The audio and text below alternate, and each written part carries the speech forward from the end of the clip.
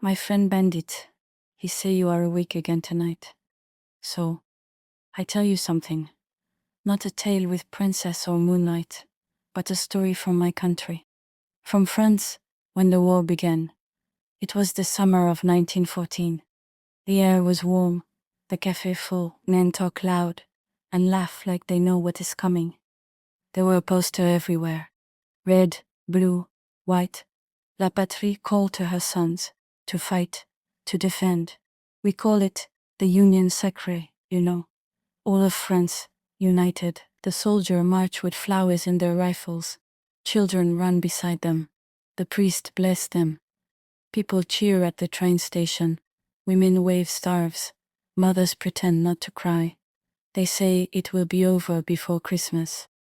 One big push, one victory. But you can feel it if you listen close. Under the brass band, under the shouting, the ground is already changing.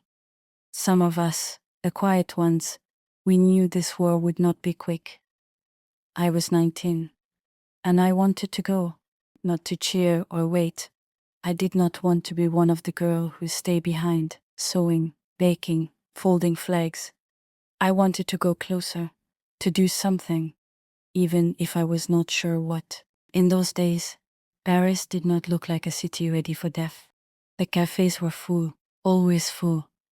The boys drank too much wine, the girls laughed too loud, music in every window, that soft accordion sound that wrap around your bones. They dance in the hall until the floor is slick with sweat. The barman shout, someone kissed the wrong person, and everyone laugh again. It was alive, more alive than I ever saw it before. But still, under all this light and perfume, I remember the feeling. The air was not right.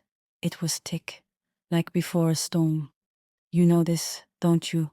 That quiet weight in your chest when something is coming. I felt it, even while laughing, even while dancing. One morning, I was walking past the boulangerie, still warm in the air, the smell of bread, and I see someone I know. Her name was Justine, a girl from the lycée. She grabbed my hand, smiling so wide her face looked too small for it. She say, Elodie, they are taking women, volunteers, for the nurses. I blinked. For the nurses? I asked. She nodded, fast. They have a little station near the church, not far. You come with me? And in that moment, I feel something shift. Not fear, not joy, something deeper. I say yes. Of course I say yes. I was so excited, so proud, so certain I could help. But inside, I already knew. The light was too bright, the wine too red, the music too fast. Something was coming, and none of them could see it. We walked fast through the streets. Justine could hardly breathe. She was so excited. She talked and talked about the handsome men in uniform, the honor of helping them, and the pride it would bring our families. We will wear the white dress, she say, the armband with the red cross. Everyone will see us and know. I smile, but not for the same reason. We turn the corner by Saint-Antoine. That's where they set up the recruiting table, a folding table, a stack of papers, a man in uniform who did not even look up. There was no trumpet, no speech, just a long line of girls waiting to write their name. Above the table, a cloth banner, Infirmière auxiliaire pour la patrie. Justine pulled me by the arm. We get in line. I remember the way the stone felt beneath my feet, cold, smooth, like the halls of a church. The woman ahead of us is laughing. Behind us, a girl is humming. But I stand still. My chest is tight, not from fear, from knowing. You ever feel this?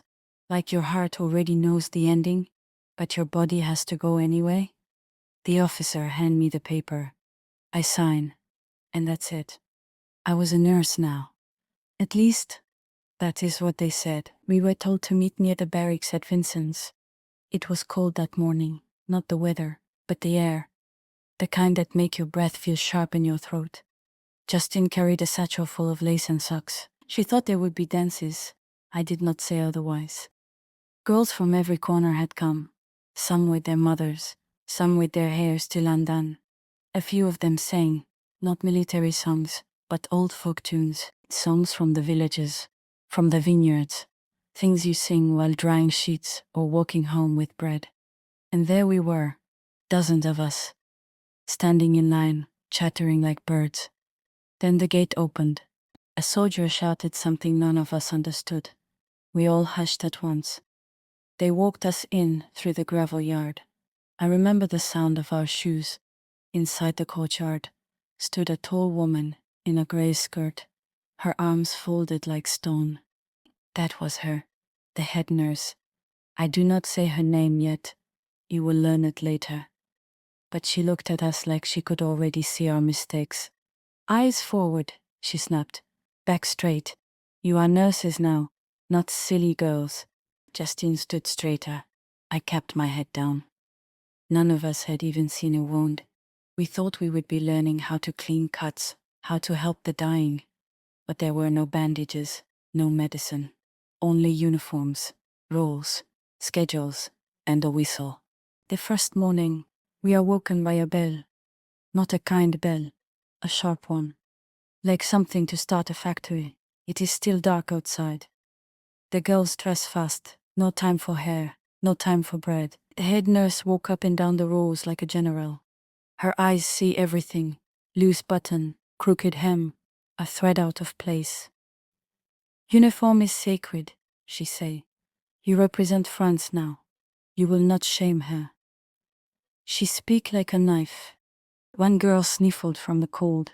The nurse stopped, stared. Then she blew her whistle, and the poor girl is made to scrub the latrine. That day, we polish boots. Not our boots, officer boots. We scrub floor with cold water. We fold linen again and again, until corners are sharp like blade. A doctor passed through the courtyard. We all stand to attention. He do not look at us. Not one. His eyes, how you say, like glass, like something already broken. Later that night we eat, but not much. A crust of bread. A spoon of broth that tastes like old dishwater. No wine, no salt. Just silence. Justine tried to smile. It will be better when we start the real training, she say. I say nothing. When my stomach is empty. But more than that, my hope is to, on the fourth day, they give us mask, strange thing, made of cloth and rubber. We are told nothing, just you keep it with you at all time. One girl, Camille, from Bordeaux, she whisper, it is for gas, gas. We look at her, she nod, I hear it, from a boy who came back. It burned the lung, the skin, even the eye. Justine shake her head. No, no, she say. They would not do such thing. Camille does not argue. She just looked down. That night, we sneak outside. The barracks smell like wet wool and boiled feet. We need air. Justine has cigarette. She offer me one. I do not smoke, but I take it. The sky is quiet. The moon, pale like old cheese. You think we will go soon? She ask. Go where? I say. She shrug. To the front, no? That is what we are for. I look at her. Do you feel ready? She does not answer. Then we hear it, that whistle, the head nurse, her voice, sharp in the dark. Disgrace, smoking in uniform. Outside barracks after curfew, she pull us inside like chicken in storm. The next day, we are not nurses, we are water carriers. Buckets, from the yard to the kitchen, back again. Over and over. My hands ache, my back crack, and still no bandage, no patient, only rules, only punishment, and somewhere beyond all this, the war grow louder. We start the real training, she say. I say nothing. My stomach is empty.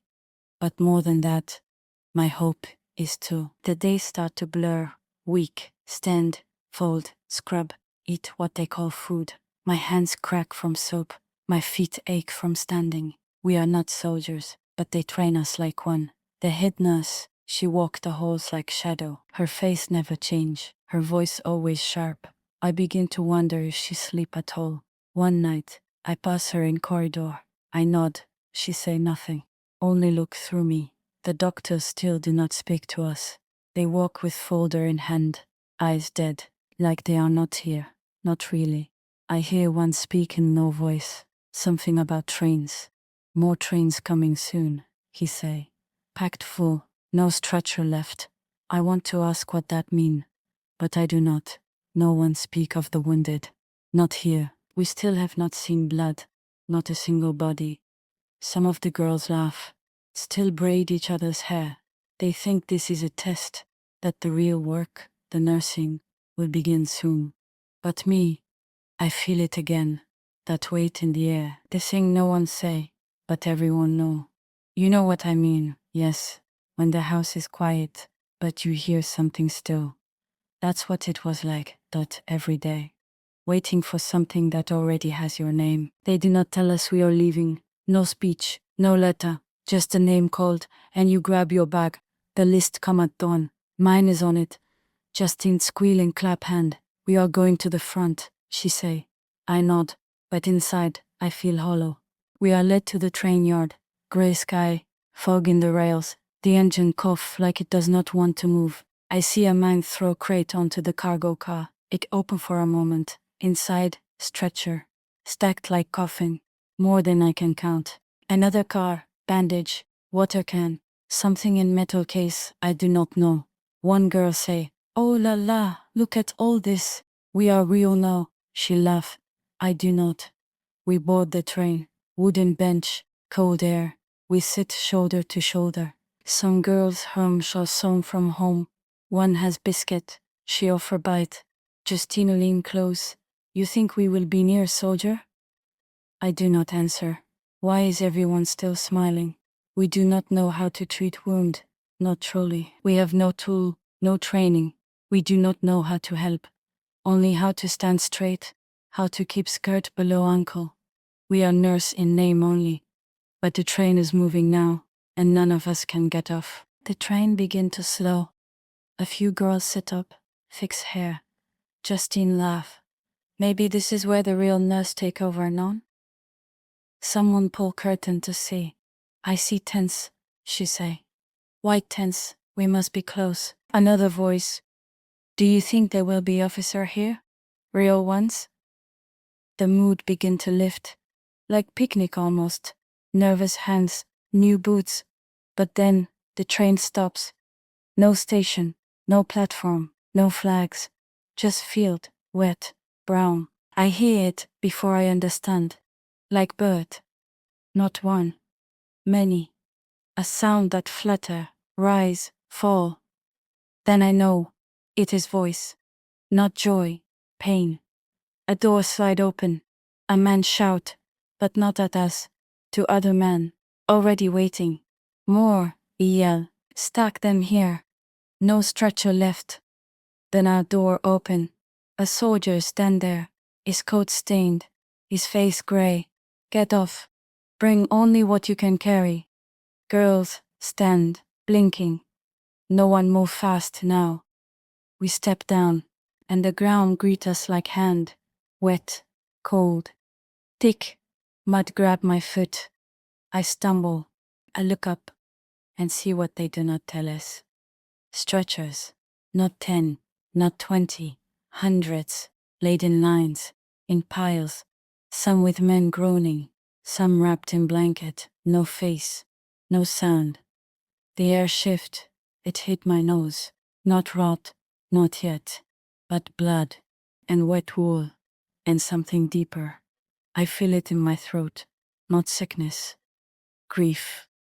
Where is the station? Someone asked. There is none. A man wave us forward. Go, that way. Follow the flags. We begin to walk. The field has no path. Only boot prints. And water that does not drain. One girl fall. Her white stocking turned brown. She began to cry. Justine tried to help her. I do not speak. I am looking at the men. Some have no bandage. So many, so many. Some look at us like we are angel. Some do not look at all. I see two men lift body like lumber, swing it onto cart, no cover, no word. No one weep for him, not here. I feel skirt cling to leg. I hear Justine sob. This is what they send us to. This is what we came for. And not one of us is ready. Bandit, he asked me to tell you this. Not for the history book, no. Not for lesson from the past, but for you. Because maybe you know how it feel to see too much, too young. Maybe you walk through your own muddy field, where the laughter once lived, where it used to feel warm. Maybe you feel the silence too early. Feel the weight in the air before anyone else even knew. This was only the beginning. The field hospital, the first wave. What come next, I will tell you. But not tonight, mon ami. Tonight, you rest. If you carry too much for too long, then hear me now. You are not alone. Bendy, he believed you were worth showing up for. And so do I. When you are ready, I will be here in part 2. Bonne nuit. Sleep well.